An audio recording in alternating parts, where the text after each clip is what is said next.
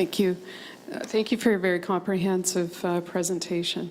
At first glance, looking at the list of individuals who are running companies, 50% are in the construction, trades, electronics area. Can you share with us maybe where some of the fast growth areas in the GTA are for those particular services? And also maybe comment on Fort McMurray, by example, that's rebuilding their community and could be an opportunity, sadly, but an immediate opportunity. Thank you. Bu konudaki soruda işte yapılan ihracatın büyük bir kısmının construction yani inşaattan geldiğini ve işte yapılan ticaretten kaynaklandığından bahsedildi. Bu konudaki rakamlardan biraz bahsedebilir misiniz diye sordular. Aynı zamanda bu yakınlarda biliyorsunuz Alberta bölgesinde bir yangın olmuştu.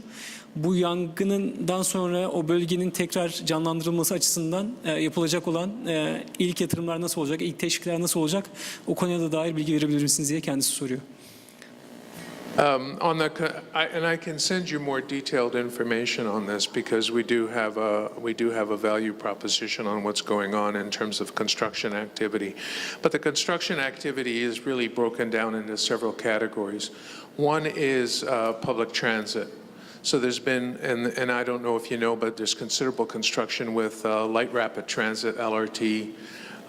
Also GO train investments, so because we have train, commuter train travel, as well a large investment in upgrading highways and roadways. The Gardner Expressway is under a major reconstruction right now, and there's an expectation that there's going to be a rerouting of that, part of the expressway.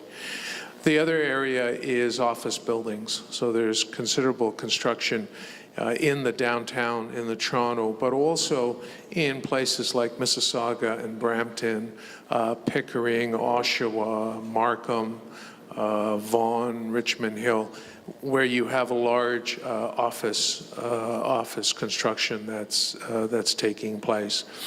The third area is residential.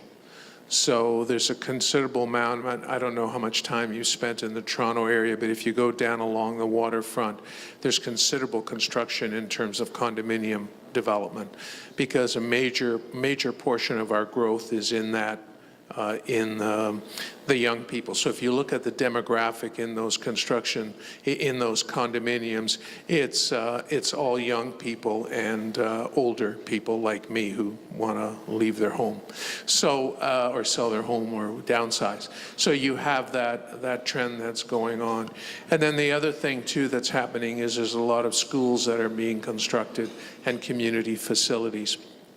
So at the last count, there were 167 construction cranes in the Toronto area alone. And we estimate there's probably another 50 in the rest of the GTA. So you have about 225 active construction projects that are currently on board right now.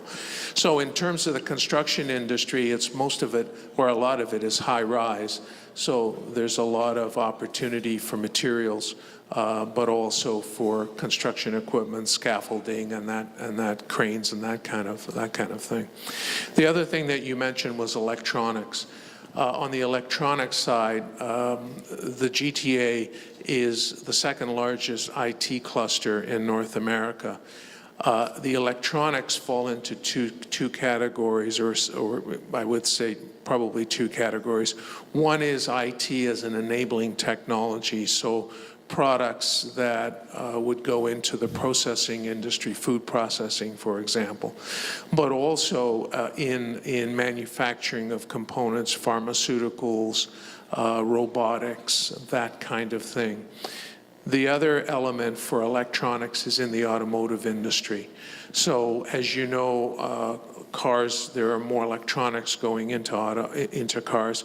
We have all the top tier one equipment suppliers in North America are located here, plus the tier 2 and the tier 3. So there's a lot of emphasis on the electronic components in automobiles, and that's kind of a growth industry for Ontario. All right. Thank you. So, böylelikle construction bölgesinden bahsetti. Construction yani inşaat sektöründen bahsedildi. İnşaat sektöründe en çok hangi alt kategoriler gelişiyor? Bunlardan kısaca bahsetti. İşte bu konuda en çok hızlı bir şekilde gelişmekte olan bu toplu taşıma dediğimiz konu. Toplu taşımada nüfus arttıkça buraya yapılacak olan devlet yatırımlarının arttığından bahsetti ve artmaya devam edeceğinden bahsetti. Bu ikinci kategori olarak construction alt kategorisi olarak residential ve office space'ten bahsetti. Yani bu yapılan yeni ofislerden bahsetti. Sadece Toronto'da değil, Toronto'nun çevresindeki şehirlerde de bu hızlı bir şekilde arttığından bahsetti kendisi.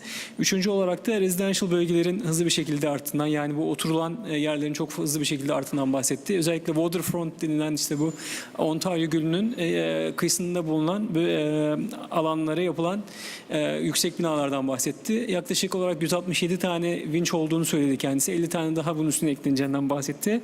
Ve yaklaşık işte 217 tane vinçin olduğundan, bunun da ileriki dönemde daha da artacağından bahsetti.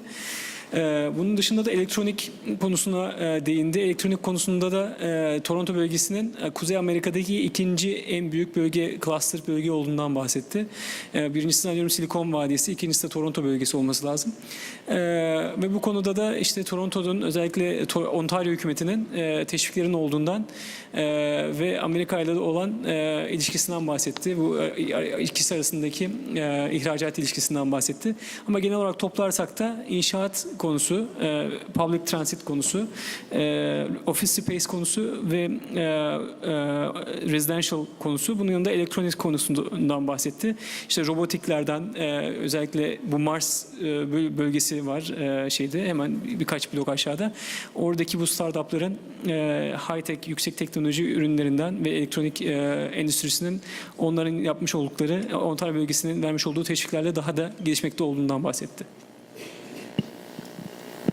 Unfortunately, we don't have any more time for a question and answer. At this moment, we would like to invite upon stage Mr. Murat Coşkun, who is a businessman from Turkey, to present Mr. Pezarovski with a gift. Right? Evet, maalesef soru cevap için başka süremiz kalmamıştır. Huzurlarınıza Murat Coşkun Beyefendi'yi Mr. Pezarovski'ye ödülünü takdim etmek üzere davet ediyoruz. Wow.